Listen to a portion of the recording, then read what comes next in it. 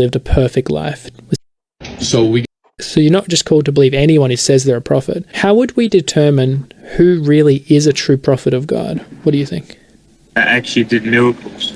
Yeah, that's a good way. And so we look at Jesus. He definitely did miracles. Both the Quran and the Bible describes Jesus doing miracles. Yeah, he did. And so that shows that Jesus is someone we can trust. We can trust his words. And Jesus did claim that he is God. He did claim that he was coming to die on the cross for people's sins. So if he's verified himself as at least a prophet, we can therefore trust him in what he says.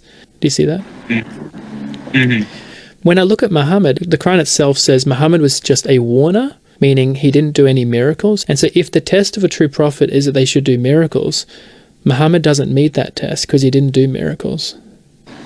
See, there's a lot of miracles. There was a lot of stuff, right?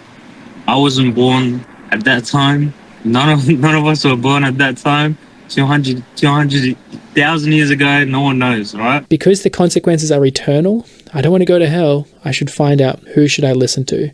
Jesus, he did do miracles. Muhammad, the Quran says, did no miracles. So I'll trust Jesus over Muhammad, particularly if they contradict each other. And we do see Jesus and Muhammad saying different things. Jesus claiming to be God, Muhammad saying that he's not God. So they can't both be true at the same time. That's true, yeah. They both can't be true at the same time, right?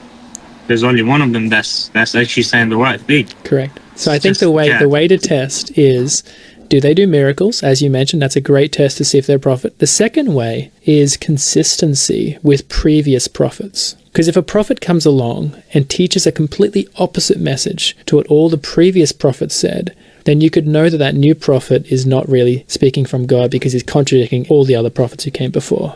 Is that a good test? Yeah. And so with Jesus, he doesn't contradict any of the previous prophets. He doesn't contradict Moses, Abraham, David, or any of the others. He's consistent. But if you look at Muhammad, he contradicts a whole lot of these earlier prophets, right? Yeah. And so that's what makes me think, okay, I can trust Jesus. I don't think I can trust Muhammad because of the inconsistency. Gotcha. And then the third thing I thought was helpful was how they lived. The Quran and the Bible both said that Jesus lived a perfect life, was sin-free.